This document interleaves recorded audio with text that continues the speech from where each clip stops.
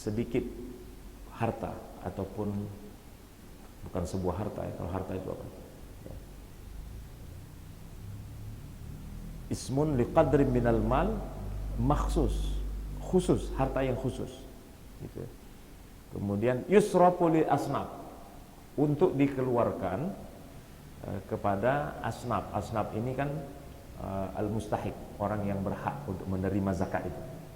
Nah, itu disebut zakat dengan syarat-syarat yang khusus. Nah, saya lebih senang definisi dari fikih 4 mazhab. Fikih 4 mazhab ini dikarang oleh Syekh Abdul Rahman Al-Jaziri. Ya. Sama namanya Ustaz Abdul Rahman, tapi bukan Abdul Rahman LC. Ya, Syekh Abdul Rahman Al-Jaziri, subhanallah.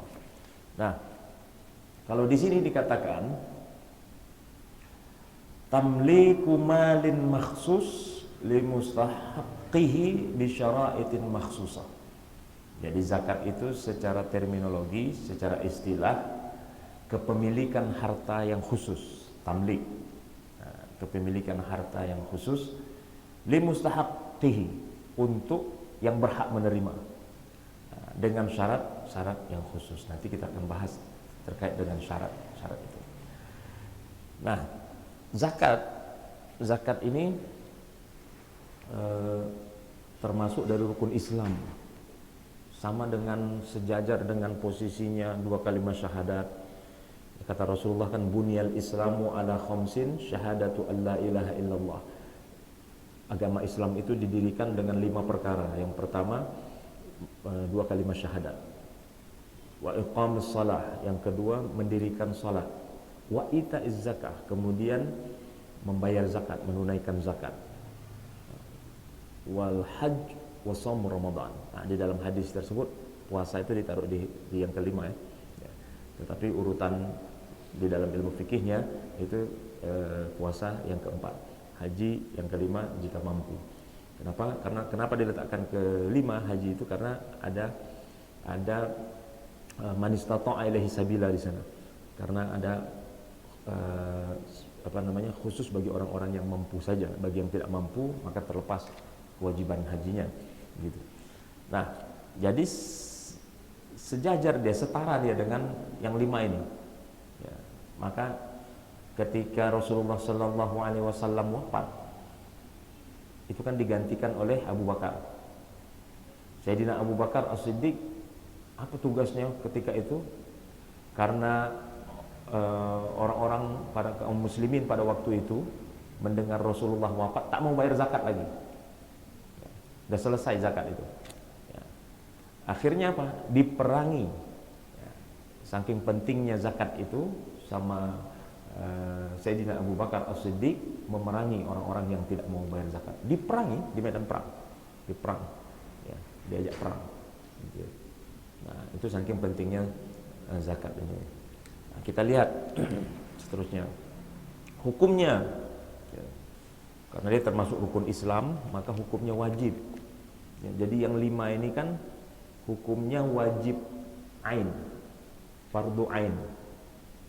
Kita kan mengenal ada hukum fardu itu kan ada 2, fardu ain dan fardu kifayah. Fardu kifayah ini sama dengan ketika kita menyelesaikan jenazah. Nah, maksudnya apa perbedaannya? Kalau fardu ain ini setiap individu wajib. Ketika dia tidak melakukannya maka berdosa.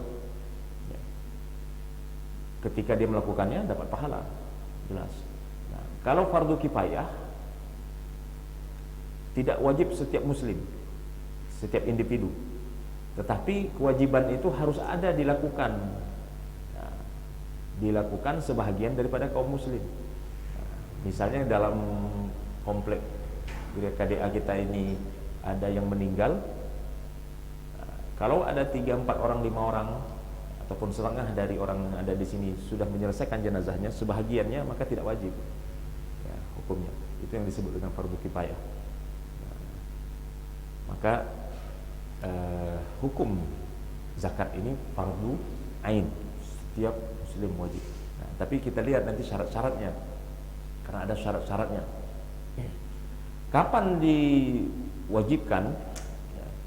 Jadi ketika Rasulullah SAW masih di Mekah selama 13 tahun, ya, Rasulullah kan diutus menjadi nabi umur 40 tahun. Ya, di Mekah ketika turun wahyu, Iqra bismi rabbikal ladzi khalaq, khalaqal insana min 'alaq, Iqra wa rabbukal akram alladzi 'allama bil qalam, 'allamal insana ma lam ya'lam. Nah, ini menandakan Rasulullah SAW diutus menjadi nabi dan rasul. Nah, umur 40 tahun, 13 tahun di Mekah berdakwah.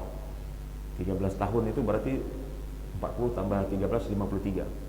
Nah, kemudian Rasulullah SAW hijrah ke Madinah 10 tahun di Madinah. Nah, di Madinah 10 tahun, Rasulullah SAW meninggal umur 63. Nah, ditambah 10, 53 tambah 10 berarti 63. Nah, zakat ini ketika 13 tahun di Mekah itu belum wajib. Di dalam Al-Quran ayat turun ada terkait belum wajibnya zakat, masih sunnah. Artinya siapa yang mau melakukan dapat pahala, yang tidak melakukan artinya tidak apa-apa, tidak berdosa ya.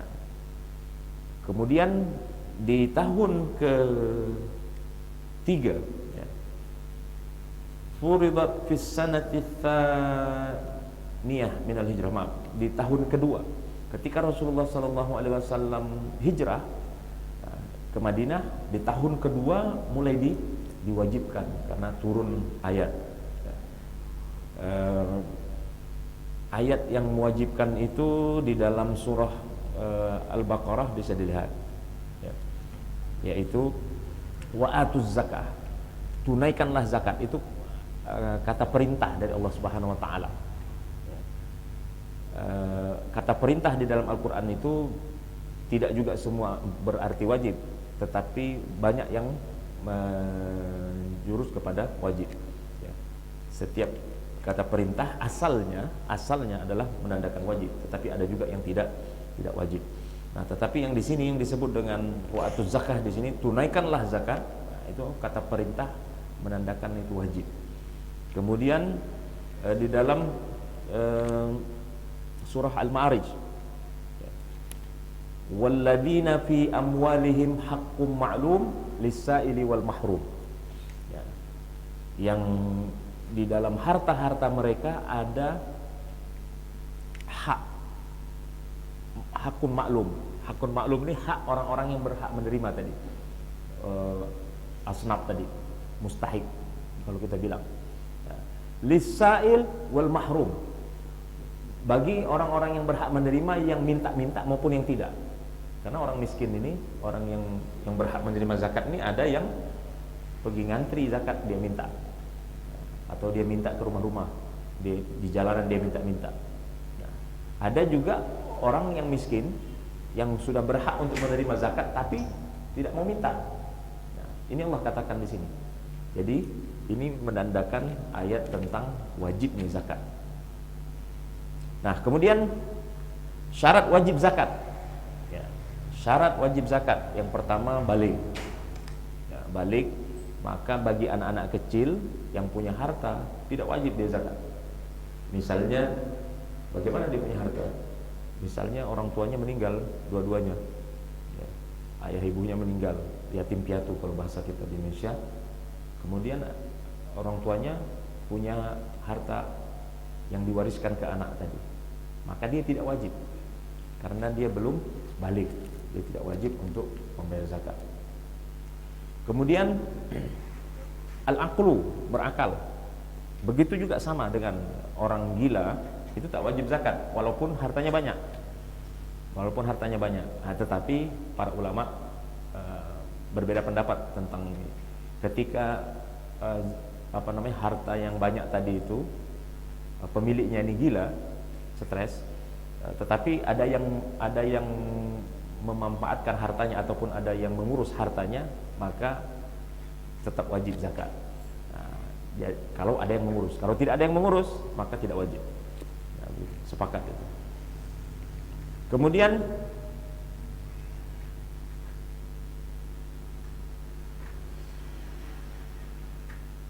balik, berakal, merdeka. Nah, merdeka artinya bukan hamba sahaya. Kalau dia hamba sahaya, masih masih punya tuan, ya, tuannya, maka dia tidak wajib zakat, dan dia tidak wajib menerima zakat. Hamba sahaya tidak berhak untuk menerima zakat. Hamba sahaya yang punya tuan yang masih memberikan menafkahi dia, maka dia tidak wajib. Tapi kalau hamba sahaya yang sudah tidak ada tuan lagi, bagaimana caranya? Biasanya dijual-jual itu, sudah tak ada tuannya lagi.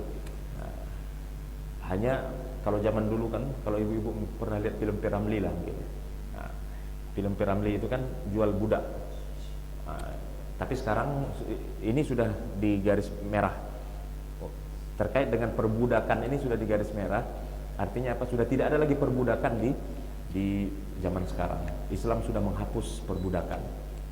Kucingnya mau ikut pengajian, Pak, nggak apa-apa. Dia mau bayar zakat. Nah, jelas ya, syarat wajibnya juga adalah Islam, ya, Islam. Maka ada perdebatan, tetapi sedikit saja, sebahagian kecil ulama saja yang memperdebatkan apakah wajib bagi orang kafir untuk bayar zakat. Hal tajibuz zakah alal kafir. Kalau muslim tadi ya sudah wajib, ya. Muslim balik, berakal, merdeka, itu syarat wajibnya. Nah, apakah seorang kafir yang tinggal di bawah naungan kepemimpinan Islam wajib bayar zakat atau tidak? Nah, ini yang diperdebatkan. Karena sebahagian besar ulama mengatakan orang kafir itu wajib membayar jizyah. Jizyah itu upeti, gitu.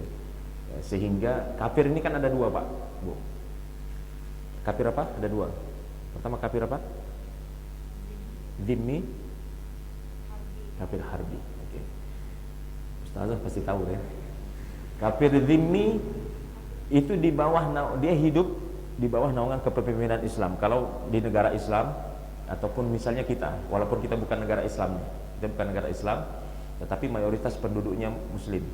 Ya, karena mau negara Islam di dunia ini kan tak banyak. Yang sekarang ya, setelah tumbangnya Khilafah Utsmaniyah tahun 1924, semuanya berpecah-pecah semuanya. Arab Saudi bikin sendiri, yang sekarang jadi negara Islam, ya, menggunakan dasar hukumnya Al-Quran dan Sunnah. Kemudian ada lagi negara Islam Brunei, sekarang Darussalam. Ya, ada sebahagian negara bagian di Malaysia, di Kelantan, ya, itu menggunakan aturan Islam, undang-undang Islam. Kemudian di Aceh, kalau kita di negara kita. Kemudian negara Pakistan, ya.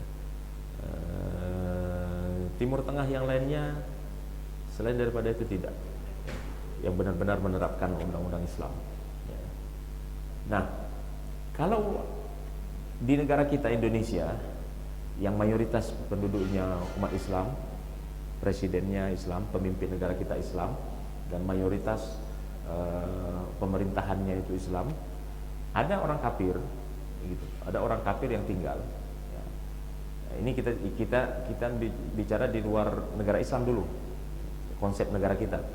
Ada orang kafir di negara kita yang tinggal, tetangga kita misalnya, ya, dia warga negara Indonesia, dia tinggal di kita, mayoritas kita umat Islam, maka dia termasuk ahli dhimmi, kafir dhimmi ataupun ahli dhimmi. Kafir dhimmi ini ketika dia membayar pajak ke negara, kalau kita konsep negara kita sekarang, kalau di dalam kepemimpinan Islam tadi, kalau khilafah dalam negara-negara Islam, dia wajib membayar jizyah. Dia bayar jizyah, dia bayar upeti kepada negara, ya, dimasukkan ke Baitul Mal, maka dia wajib dilindungi. Wajib dilindungi. Ya. Bahkan kata Rasulullah, haram membunuh orang-orang kafir zimmi.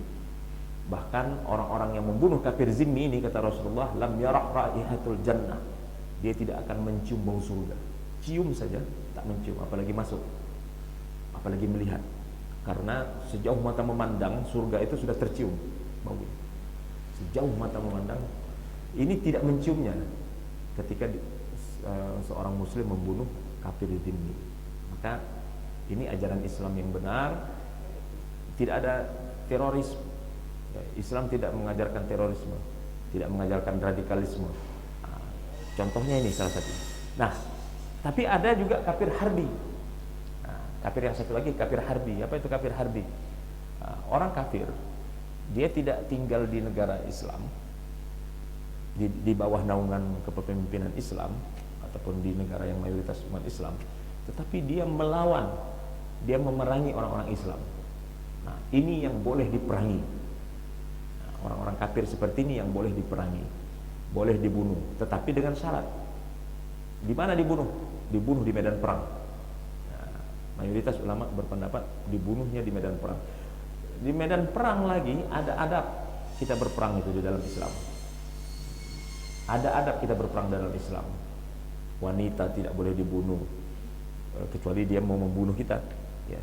Wanita yang pegang senjata itu membunuh kita boleh, kita memerangi dia. Tapi kalau wanita tak ada pegang senjata tak boleh dibunuh.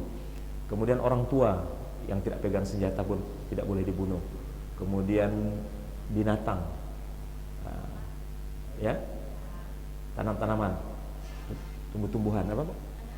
Anak-anak, betul, anak-anak. Ya. Jadi ada 5 yang tidak boleh dibunuh ketika kita berperang.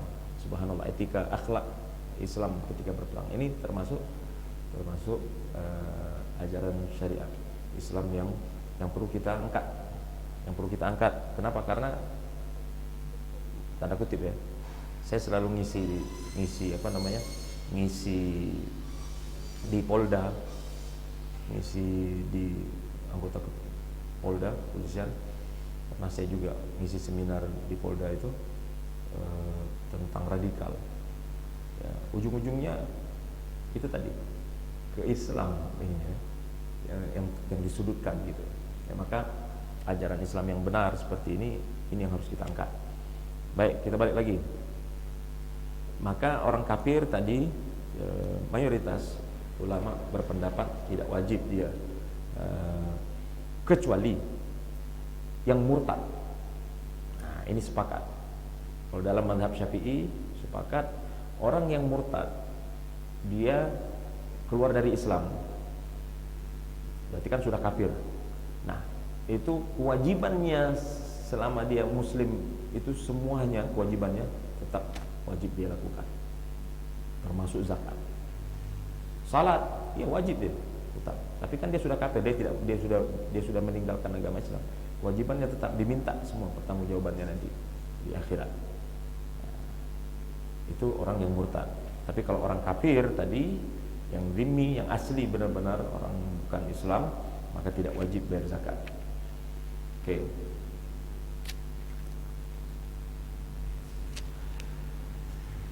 Kemudian syarat wajib zakat lagi adalah selain balik, berakal, kemudian apa lagi? Islam, merdeka, al-milkut tam, kepemilikan sempurna hartanya. Dia punya harta kepemilikan sempurna. Ketika hartanya tidak milik sempurna, apa yang dimaksudkan harta yang milik sempurna? Itu milik dia sendiri, tidak ada share dengan orang-orang lain. Misalnya dia punya properti, dia punya rumah, apartemen atau gedung, tapi bukan milik dia sendiri, ada share orang lain, maka dia tidak wajib. Untuk individunya tidak wajib ya. Untuk individunya dia tidak wajib. Nah, dia punya beli rumahnya itu nanti disewakan, dibisniskan, tetapi rumah itu belum milik sempurna. Kenapa? Masih bunyi rumahnya, gitu, masih bunyi kredit. Nah, masih ada yang harus dibayar, selesaikan kredit. Karena kita rata-rata jarang yang beli rumah itu cash kan, sampai 10 tahun. Sekarang kredit berapa maksimal sekarang? 20 tahun kan, nah, sampai 20 tahun. Nah, itu belum kepemilikan sempurna. itu belum wajib.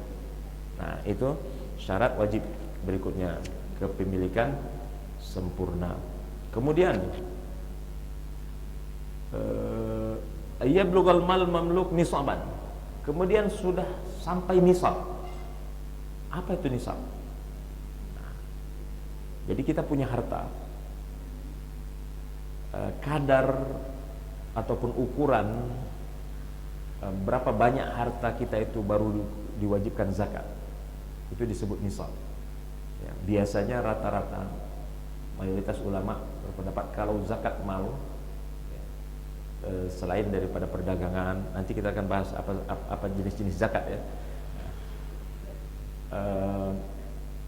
Nisabnya itu 85 gram emas. Kadarnya 85 gram emas. Jadi kalau harta kita tidak sampai 85 gram emas, maka tidak wajib zakat. Itu syarat wajib zakat. 85 gram emas, 1 gram emas berapa sekarang, Bu? 1 juta. Ya, kalau 1 juta berarti 85 juta. Kalau udah 800 ribu atau 900 ribu, boleh hitung lah berapa. Nah, hitung saja 1 juta saja, 1 gram berarti 85 gram, 85 juta. Nah, itu harta. Nanti kita akan bahas lebih ya, kalau ada dialog nanti tentang ini. Kemudian yang terakhir, haul.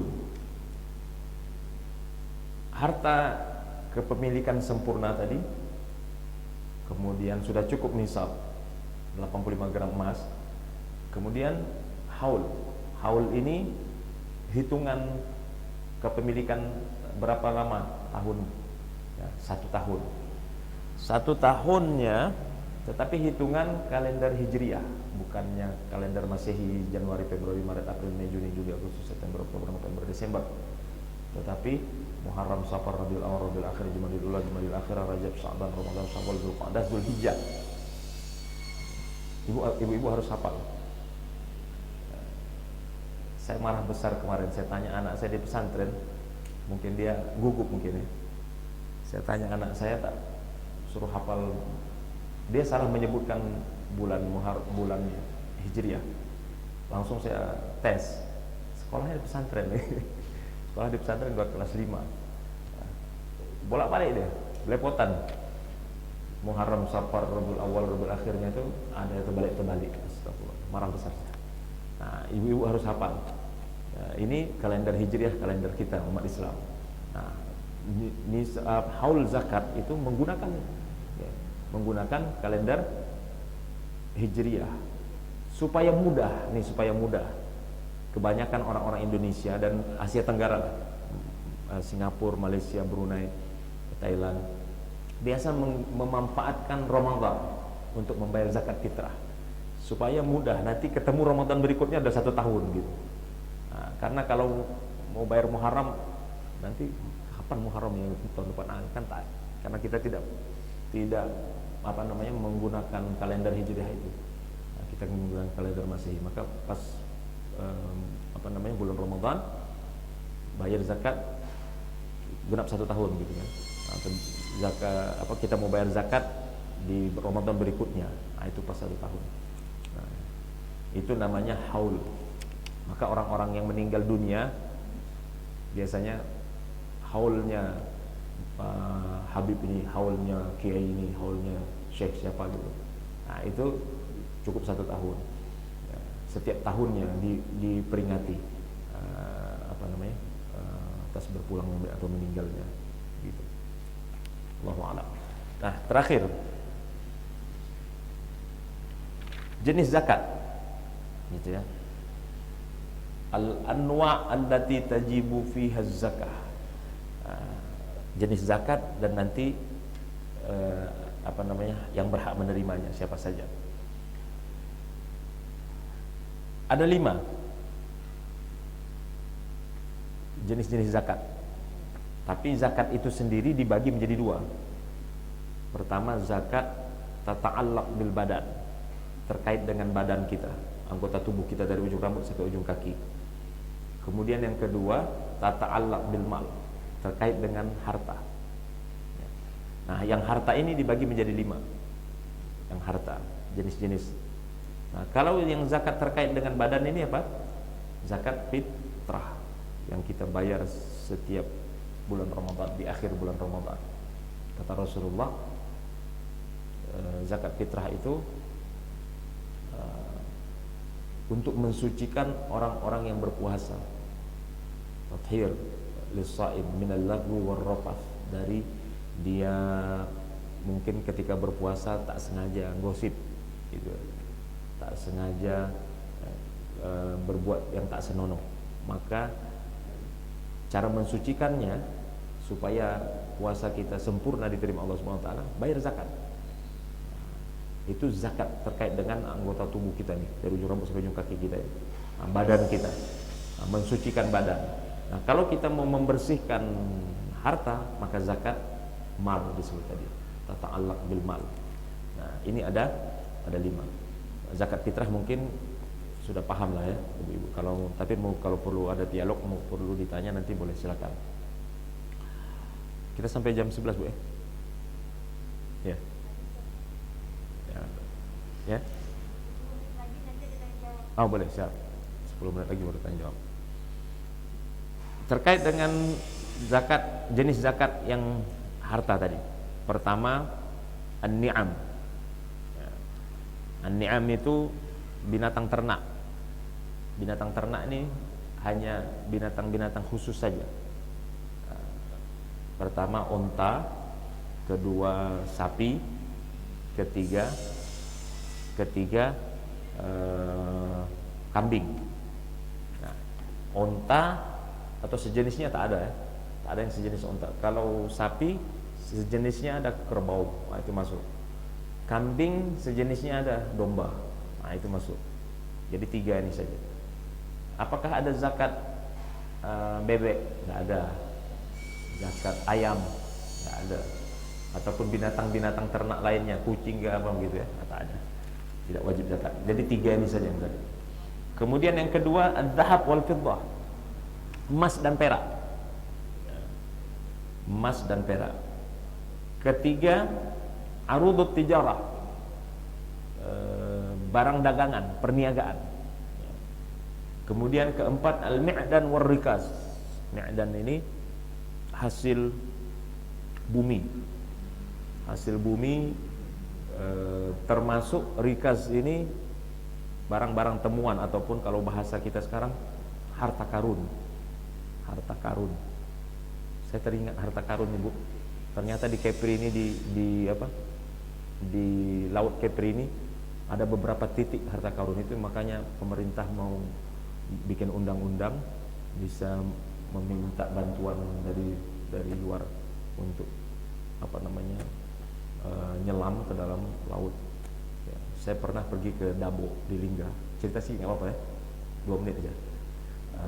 Ke Dabo Lingga itu orang yang tempat kami tinggal itu, kami ini yang servis kami di sana itu, dia pernah nyelam di itu, bawa orang, tapi ketemu kapal yang punya, yang zaman Belanda dulu tenggelam di perairan Dabo, tetapi orang yang nyelam tadi itu, yang dibawa tadi, meninggal, tak bisa selamat ya, sangkut dia di dalam kapal itu, akhirnya dibatalkan.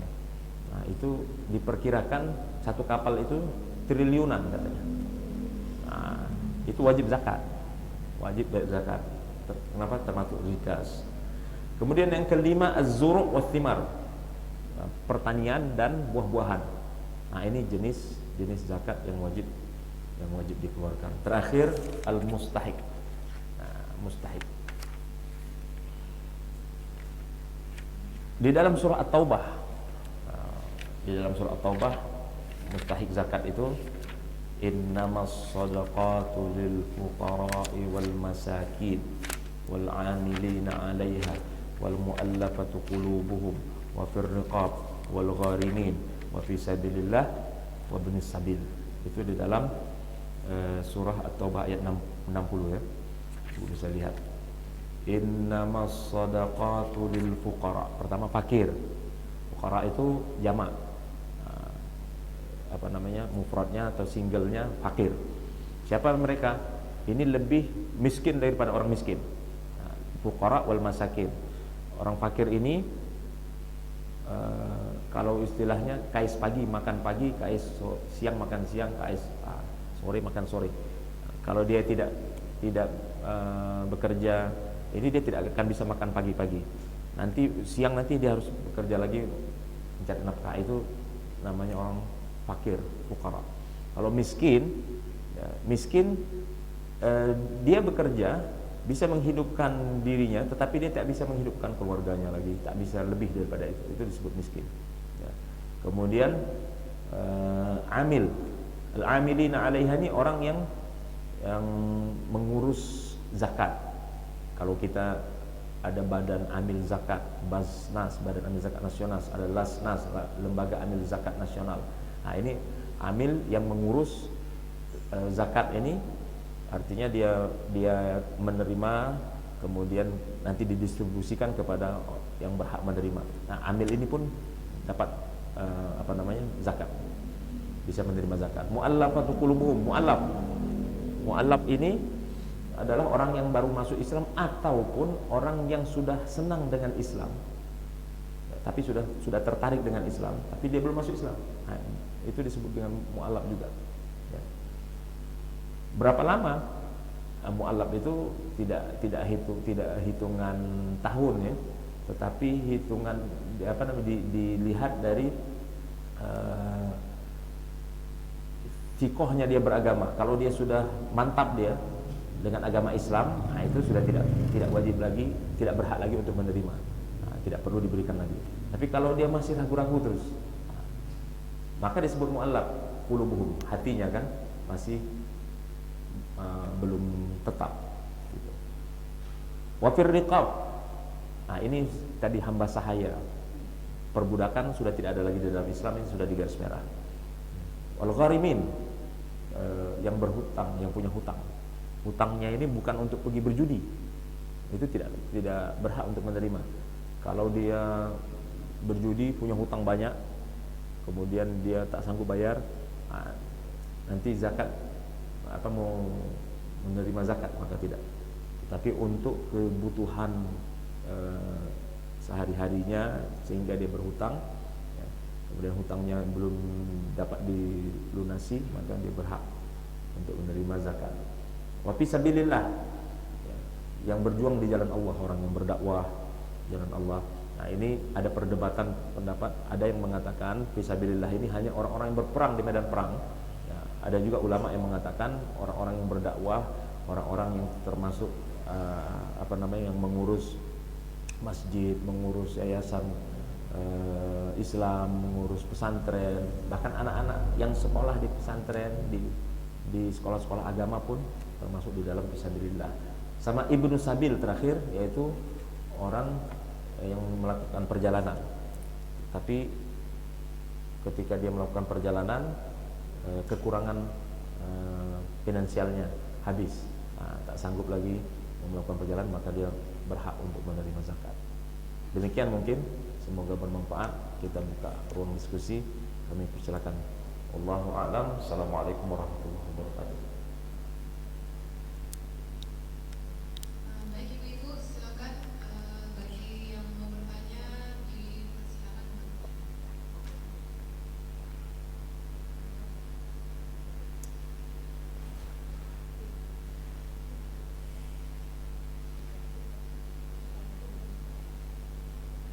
Tadi kita belum bahas zakat profesi ya. Mungkin kalau ibu-ibu mau tanya tentang zakat profesi boleh. Karena di dalam kitab fikih ini dari awal tidak termasuk dalam ada zakat profesi di sini. Baik, silakan.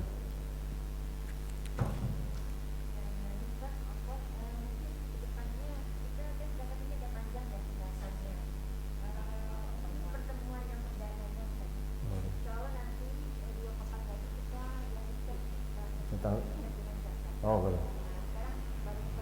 Boleh, siap.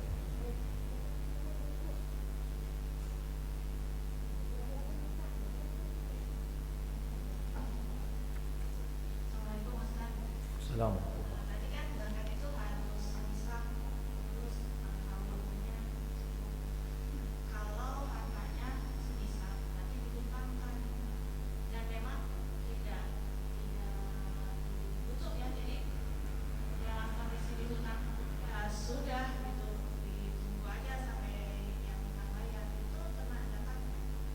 Baik. Ada perbedaan pendapat. Pertanyaan bagus sekali Bu. Terkait zakat hutang. Hartanya ini sudah lebih daripada nisab. Sudah cukup haul. Nah, ada yang berbeda pendapat tentang wajib membayar zakat hutang itu terkait dengan kepemilikan sempurna tadi. Nah, kalau ulama yang berpendapat tidak wajib zakat karena dia termasuk tidak kepemilikan sempurna. Karena harta kita itu ada orang yang pinjam. Ini kan maksudnya kan dipinjamkan kan? Ada orang berhutang kan kepada kita. Kita punya uang tadi, kita punya harta, kemudian dipinjam sama orang kan gitu. Nah, ini tidak wajib zakat. Kenapa? Karena dia tidak sempurna. Karena uang itu tidak sama dengan dia. Termasuk Syekh Yusuf Qaradawi di dalam kitab fikih zakatnya ini tidak mewajibkan kalau orang berhutang dan itu. Sama kita punya rumah kita sewakan. Kita sewakan rumah itu. Tetapi sudah 1 tahun dia tak bayar sewa rumah itu. Nah, itu pun tidak wajib zakat. Termasuk Syekh Yusuf Qaradawi mengatakan itu sama dengan itu, termasuk karena harta itu dihutangi sama orang itu, belum bayar. Tapi kalau dia sudah bayar, nah itu wajib zakat. Nah, termasuk kepemilikan sempurna tadi itu kalau harta yang kita pakai, ya, apakah wajib bayar zakat? Nah, sepakat para ulama mayoritas ya, termasuk Syekh Yusuf Qaradawi mengatakan harta yang kita pakai tidak wajib bayar zakat. Yang dipakai. Tetapi ketika yang disimpan dan dipergunakan untuk perdagangan, didagangkan, dibisniskan, maka wajib. Punya rumah 4 karena istrinya 4 gitu. Kan diisi semua itu dipakai gitu kan. Nah, maka tak wajib zakat rumahnya itu. Tapi kalau dia punya rumah 1, dia punya rumah 4 yang dipakai hanya 1, 3-nya disimpan, wajib bayar zakat. Apalagi diperdagangkan, dibisniskan rumah itu, nanti jatuhnya zakat perdagangan. Nah, rumah yang disimpan selain yang tidak dipakai, kendaraan pun sama. Kendaraan mobil, ya, mobil mewah pun sekalipun, kalau karena dipakai setiap hari mobil itu, maka dia tidak wajib zakat, tidak wajib dibayar zakat. Ibil, unta dipakai oleh Rasulullah SAW zaman Rasulullah kan para sahabat menggunakan unta, itu tidak wajib bayar zakat karena dipakai setiap hari. Tapi kalau ada untanya 1 yang dipakai kemudian ada yang di ternak yang lainnya, itu masuk. Ataupun mobil disimpan saja tak dipakai, nah itu harus bayar zakat tuh. Sudah bayar pajak lagi, bayar zakat lagi gitu kan, wajib zakat lagi.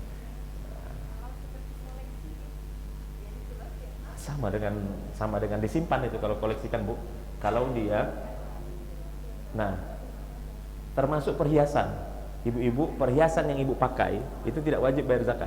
Tapi kalau perhiasan itu ibu koleksi, ibu simpan, nah itu masuk wajib bayar zakat. Nah, makanya harus rajin-rajin pakai terus.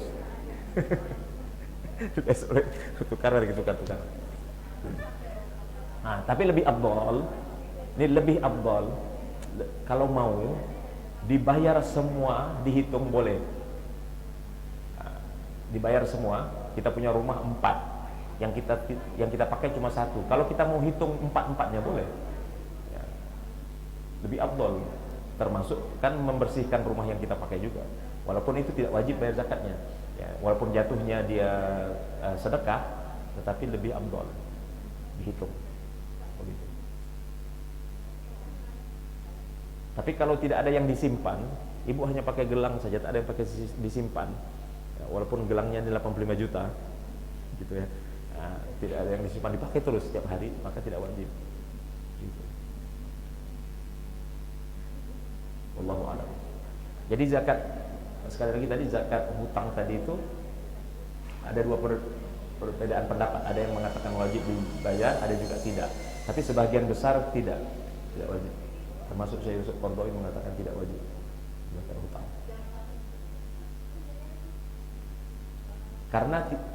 Karena dia tidak ada manfaat yang dia itu ya. Kita membantu orang meminjam uang kita ataupun harta kita, sama dengan tadi saya katakan rumah itu kalau disewakan tapi udah 1 tahun tak dibayar-bayar, kita diam aja gitu, yang punya rumah.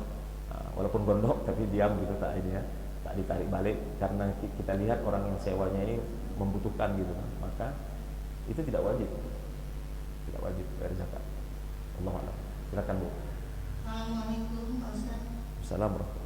Mau nanya, misalkan kita rumah, terus penghasilannya itu belum mencukupi untuk operasional, jadi habis gitu, atau perlu dibayar zakatnya? Kita tadi terputus tadi. Kita punya rumah. Jadi rumah ini dikoskan, Oh, koskan. Oke. tapi uang hasil kosnya itu memenuhi, maksudnya habis untuk operasional saja, apa Baik. perlu dikeluarkan zakatnya? Gitu. Baik. Terima kasih. Itu ada dua. Ibu mau ambil zakat perdagangan ataupun zakat rumahnya. Karena kalau rumah yang tidak digunakan tapi disewakan, bisa ibu bayar zakat rumahnya. Nah, ya, harga rumahnya, misalnya rumahnya pasti rumah lebih dari 85 juta kan. Nah, rata-rata keluarkan saja 2,5% rumah itu sudah selesai. Tapi kalau ibu mau ambil zakat perniagaannya, nanti kita akan bahas masalah nisab perniagaan, zakat perniagaan. Kalau memang tidak cukup tadi operasional itu belum, berarti zakat perniagaannya belum masuk, belum wajib zakat. Nah, tapi kalau dari rumahnya sudah wajib, karena itu rumah yang bukan ibu tinggal, yang ibu bikin kos-kosan atau disewakan. Nah, dari rumahnya saja, harga rumahnya misalnya 300 juta, 2,5% gitu. Berapa tuh? 300.000, 900, ya hampir 1 juta lah ya. Setiap tahun itu Pak Ustadz dikeluarkan zakat rumah itu? Setiap tahun. Itu yang disebut dengan haul tadi. Dengan syarat rumah itu sudah lama 1 tahun dari mulai beli pertama. Tapi kalau baru beli belum 1 tahun, nah itu belum wajib. Setelah 1 tahun itu baru wajib. Allahu a'lam. Baik.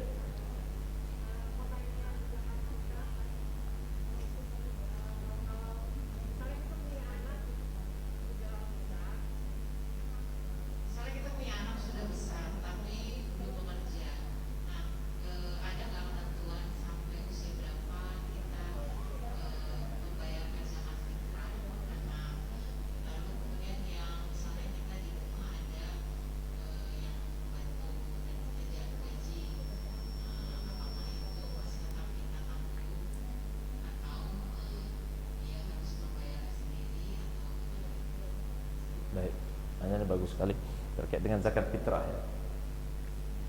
Zakat fitrah itu tadi saya katakan zakat untuk membersihkan badan kita, khususnya ketika bulan suci Ramadan.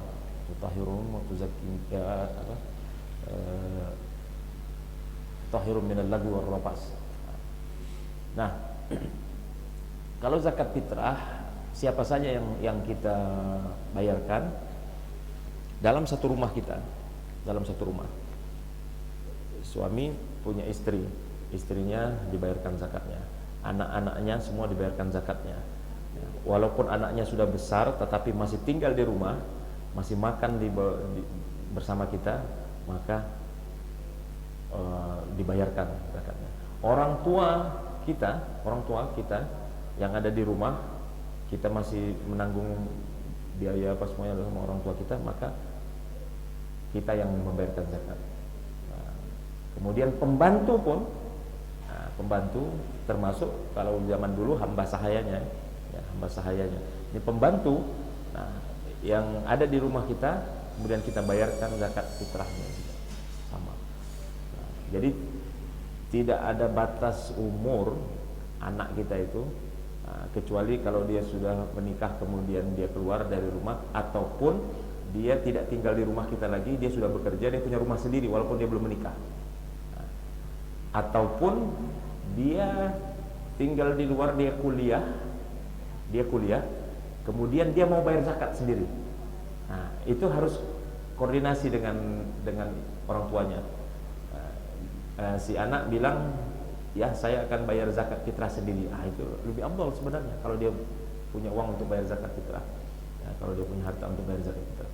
Nah, maka orang tuanya tak perlu membayar. Kalaupun dibayar sama orang tuanya, anaknya sudah bayar di sana, maka yang diterima zakat fitrahnya itu adalah zakat anaknya. Orang tuanya diterima tetapi sebagai sedekah, sedekah saja. Zakat fitrah. Nah, kemana dilarikan zakat fitrah ini? Ke siapa yang berhak untuk menerimanya? Apakah 8 asnaf? Ini perbedaan pendapat para ulama. Mayoritas ulama mengatakan dari 8 asnaf itu fakir dan miskin itu lebih utama fakir dan miskin. Walaupun sebagian ulama mengatakan empat mazhab 8 asnaf itu juga boleh menerima, tetapi lebih diutamakan untuk fakir dan miskin kalau zakat fitrah. Nah, boleh tidak kita membayar zakat kepada keluarga kita, keluarga dekat? Boleh ya, selain daripada kedua orang tua.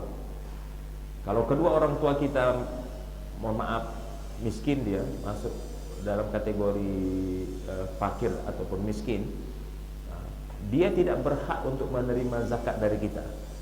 Dia boleh terima zakat dari orang lain, tapi kalau dari anaknya, dari kita, justru kita yang membayarkan dia zakat. Tidak boleh kita membayar zakat pun, haram hukumnya.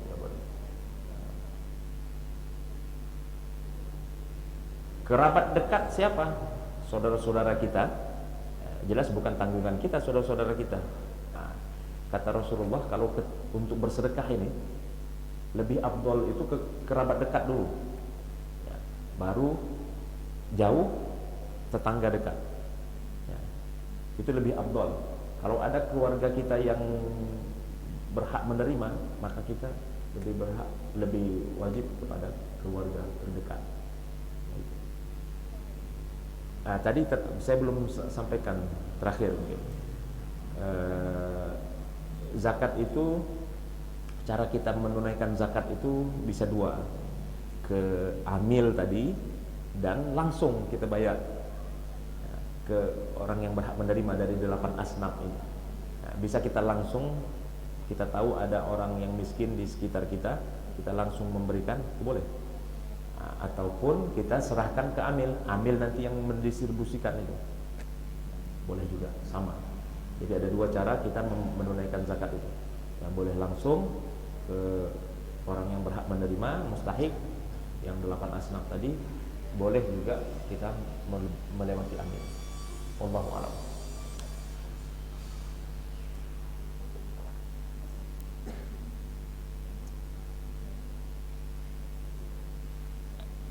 Ada lagi? Terakhir mungkin.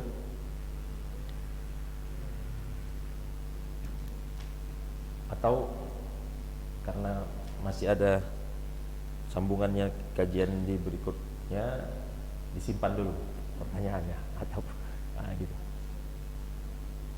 Baik, terima kasih. Tutup doa. Oh, ada, silakan.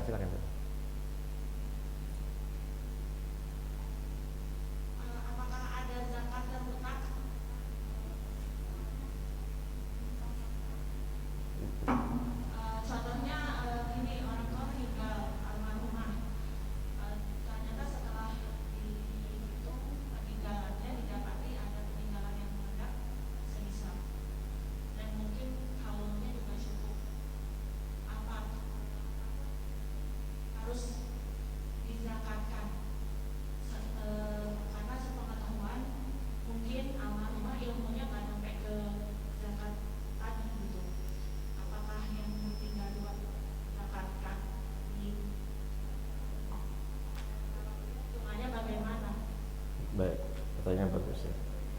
Terkait dengan itu sudah jatuhnya harta warisan. Orang tua kita, dia punya harta sudah cukup nisab, kepemilikan sempurna cukup nisab, kemudian sudah cukup haul. Tapi ketika masih hidup, karena mungkin tidak punya ilmu tentang itu, tidak dibayarkan zakatnya. Meninggal, ya. Ini semoga Allah SWT ampunkan dosanya. Ya, ini cerita lain. Ketika meninggal, itu harta sudah jadi harta warisan. Ya, jadi harta warisan. Ada ilmu faraid di sana yang harus diselesaikan. Nah, ini ahli warislah yang harus menyelesaikan dari harta ini. Nah, jadi bukan tanggung jawab, tapi boleh kesepakatan. Karena harta itu di dalam Islam pun harta itu boleh dibagi sesuai ilmu faraid, sesuai dengan kesepakatan. Ya, boleh dibagi sesuai kesepakatan, sesuai dengan ilmu faraid. Kalau ilmu faraid, ya yang laki-laki jatahnya 2, perempuan jatahnya 1 begitu ya. Nah, kemudian kalau kesepakatan mau dibagi rata boleh, tapi sepakat semuanya, anak-anaknya sepakat, itu boleh. Nah, harta yang tadi orang tua tadi itu termasuk juga boleh kalau kita sepakat, ahli warisnya ini sepakat. Harta tadi itu kita keluarkan zakatnya dulu, baru nanti setelah itu dibagi. Nah, itu boleh. Nah, kita keluarkan zakatnya atas nama orang tua kita. Itu lebih afdal. Kenapa? Karena Rasulullah menganjurkan seperti itu. Orang tua yang tak sanggup pergi haji, anaknya membadalkan hajinya, boleh. Kemudian orang tua yang anaknya mau bersedekah atas nama orang tuanya, boleh. Kemudian bahkan dianjurkan, ibu-ibu kalau mau sedekah tanya sama suami, nanti saya mau sedekah atas nama orang tua saya, boleh tak? Nah, itu lebih afdal. Kemudian berkurban atas nama orang tua. Kita sudah kurban setiap tahun nih. Tahun kemarin kita sudah kurban, suami sudah kurban, istri pun kurban tahun berikutnya. Kemudian tahun berikutnya kita mau kurbankan atas nama orang tua kita. Afdal, lebih afdal, lebih mulia. Nah, termasuk zakat tadi. Nah, zakat tapi karena hitungannya itu sudah hartanya ahli waris, maka harus sepakat antara ahli waris. Kalau sepakat kita kita zakatkan dulu, kita bayarkan zakat dulu harta orang tua kita keluarkan, nah itu lebih afdal. Boleh.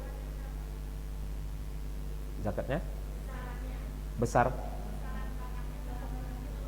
Itu tadi 85 gram emas. Kalau lebih dari 85 gram emas, kalau hartanya 10 miliar, dikeluarkan 2,5%. 2,5%. 10 miliar lumayan juga 2,5%. Ya, wallahu alam. Mungkin di pertemuan berikutnya kita bahas tentang zakat profesi ya. Karena kita belum bahas tentang zakat profesi. Hanya mungkin kisi-kisinya. Ada lagi? Oh, silakan. Pak Ustadz, Ya. setiap tahun kan harus dikeluarkan zakat rumah itu ya. Nah, kita kan nggak tahu ke depannya apa kita ada uang apa enggak. Nah, pas jatuh haulnya kita mengeluarkan zakat rumah itu pas nggak ada uang, itu wajib apa gimana ya? Ya, kita kan nggak tahu ya. Jadi ketika itu pas nggak ada uang gitu. Baik, pertanyaan bagus ya. Jadi kita punya harta banyak, tapi hanya harta bukan uang gitu ya. Aset. Nah, aset, ada mobil, ada rumah, semuanya diperdagangkan, mungkin bisa diperdagangkan, tapi nanti kita akan bahas nih lebih detail mungkin di pertemuan berikut tentang zakat perdagangan ya. Ataupun disimpan tetapi kita tidak pakai, maka dia tetap wajib dikeluarkan zakatnya ya kan. Nah, tapi kita kebetulan waktu pas sudah cukup haul itu tak punya uang untuk mengeluarkan zakatnya. Nah, ini ada perbedaan pendapat para ulama. Nah, boleh diuangkan dari harta itu, artinya dijual untuk kita membayar zakat yang ada, ataupun ditunda pembayaran zakatnya. Nah, ditunda pembayaran zakatnya itu sampai kita ada uang. Nah, gitu, sampai kita ada uang. Tapi jangan pura-pura tak ada uang terus. Nah, ditunda sampai kita ada uang. Ketika cukup kita keluarkan. Nah, itu pembahasannya menarik. Kalau dicicil tiap bulan, itu pembahasan termasuk dengan zakat profesi. Nah, ulama-ulama kontemporer membolehkan dicicil, boleh dicicil, termasuk zakat profesi. Kan zakat profesi ini kan dari dari gaji kita misalnya, itu kan seharusnya 1 tahun dihitung, karena haulnya kan 1 tahun bukan 1 bulan, tetapi boleh dikeluarkan setiap bulan. Nah, kalau menunggu 1 tahun nanti terlalu lama ataupun nanti uangnya habis gitu kan, karena kita gajiannya setiap bulan, maka dicicil setiap bulan boleh.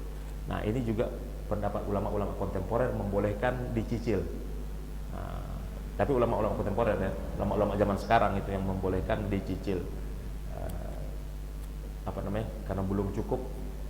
Misalnya tadi rumahnya itu 1.500.000, kita mau cicil nih, tiap bulan kita nyicil, ya kan, kita nyicil bayar zakatnya itu 300.000 boleh. Nah, itu pendapat ulama-ulama zaman sekarang, ulama kontemporer. Wallahu a'lam. Baik, kayaknya kita cukupkan dulu sekarang ya Ibu-ibu. Insya Allah kita lanjutkan pekan yang akan datang ya. Baik, Ustaz kita tolong ditutup dengan doa. Oh baik, tolong berdoa. Mari sama-sama kita berdoa, semoga Allah Subhanahu wa taala senantiasa memberikan kesehatan kepada kita, terutama kita sedang berada di masa pandemi Covid-19 ini. Semoga Allah berikan kesehatan kita, keluarga kita, ya, anak cucu kita, kemudian tetangga kita, masyarakat di sekitar kita, semoga senantiasa diberikan kesehatan. Dan bagi ibu-ibu yang belum diberikan kesempatan untuk hadir, semoga Allah Subhanahu wa taala berikan kesempatan untuk hadir di pertemuan yang berikutnya. Nah, kalau sedang sakit, semoga Allah segera sembuhkan. Bihaqqil Fatihah. A'udzubillahi minasyaitonir rajim. Bismillahirrahmanirrahim. Alhamdulillahirabbil alamin, arrahmanir rahim, maliki yaumiddin. Iyyaka na'budu wa iyyaka nasta'in. Ihdinas siratal mustaqim. Shiratal ladzina an'amta 'alaihim ghairil maghdubi 'alaihim waladdallin. A'udzubillahi minasyaitonir rajim. Bismillahirrahmanirrahim. Alhamdulillahirabbil alamin, hamdan syakirin, hamdan na'imin, hamdan hamidin, hamdan zakirin, hamdan sabirin, hamdan yuwafi ni'amahu wa yukafi'u mazidah.